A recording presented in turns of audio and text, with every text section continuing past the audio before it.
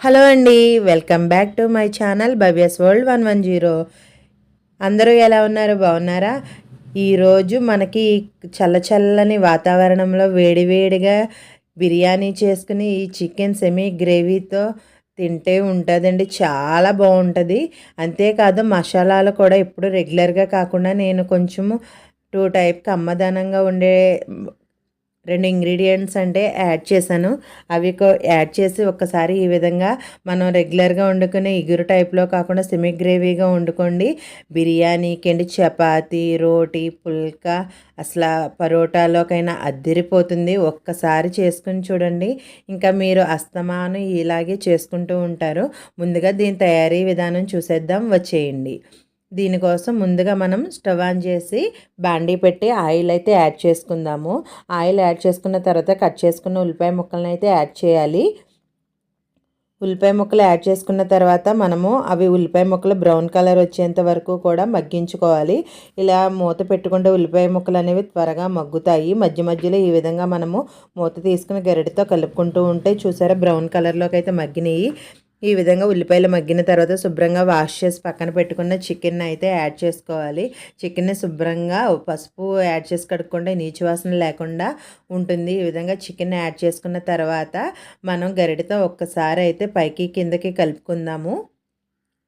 ఈ విధంగా చికెన్ ఆ ఉల్లిపాయల ముక్కల్లో వేసి బాగా కలుపుకొని మూత పెట్టి మగ్గించుకుందాము. ఈ విధంగా మగ్గించడం వలన చికెన్లో ఉండే వాటర్ అనేది అబ్జర్వ్ అయ్యి అందులో ఉన్న వాటర్తోనే కొంతసేపు ఉడికి సాఫ్ట్నెస్ అనేది వస్తుంది. తర్వాత అయితే మనము కర్రీని కూడా కంటిన్యూ చేసుకోవడానికి బాగుంటుంది. చూసారా, ఈ విధంగా నేనైతే మూత పెట్టాను. మూత పెట్టినప్పుడు మంటను కొద్దిగా తగ్గించుకుందాము. ఎందుకంటే అప్పుడు మనకి అడుగంటకుండా ఉంటుంది, వాటర్ రిలీజ్ అయ్యేది అవుద్ది.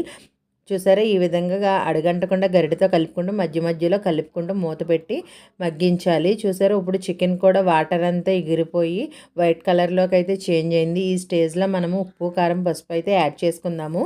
ముందుగా దీనికోసం మనము రుచికి సరిపడినంత ఉప్పు అయితే యాడ్ చేసుకుందాము. ఉప్పు యాడ్ చేసిన తర్వాత పసుపు.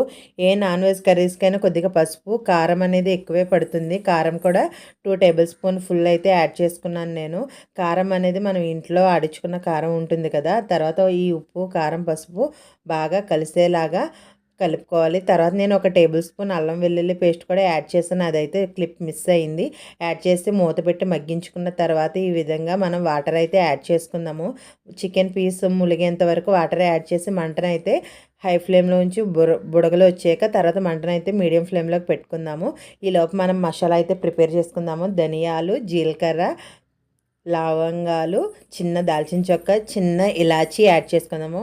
ఇప్పుడు దీంట్లో రొటీన్గా కాకుండా కొద్దిగా జీడిపప్పు, కొద్దిగా పుచ్చపప్పు యాడ్ చేసుకుందాము. ఇవి యాడ్ చేసుకున్న తర్వాత చాలా బాగుంటుంది. మెత్తని పొడి చేసిన తర్వాత అల్లం వెల్లుల్లి పేస్ట్ కూడా అల్లం వెల్లుల్లి యాడ్ చేసి మెత్తగా పేస్ట్ చేసి పక్కనైతే పెట్టుకుందాము.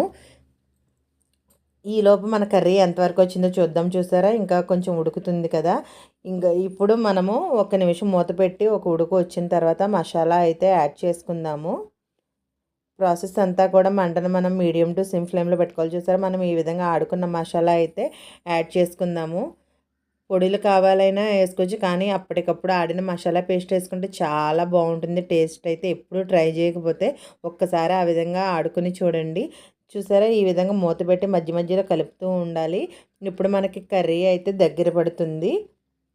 మనం రెగ్యులర్ కర్రీ అయితే ఇగురు చికెన్ అయితే దగ్గరికి ఇగుర్చుకుంటాం కదా, ఇది ఏంటంటే సెమీ గ్రేవీ కన్సిస్టెన్సీ ఇలా ఉంటే బిర్యానీలోకి, చపాతీ, ఇడ్లీకి బాగుంటుంది. టేస్ట్ కూడా చాలా బాగుంటుంది. మనం మధ్య మధ్యలో గరిటెతో కలుపుతూ ఉండాలి. ఎందుకంటే జీడిపప్పు, పుచ్చిపప్పు పేస్ట్ వేసాం కదా, దానివల్ల గిన్నెకి అంటుకునే గుణం అయితే ఉంటుంది. ఆ విధంగా అంటుకోకుండా మనం మధ్య మధ్యలో చెక్ చేసుకుంటూ ఉండాలి. చూసారా, మన కర్రీ అయితే రెడీ అయిపోయింది.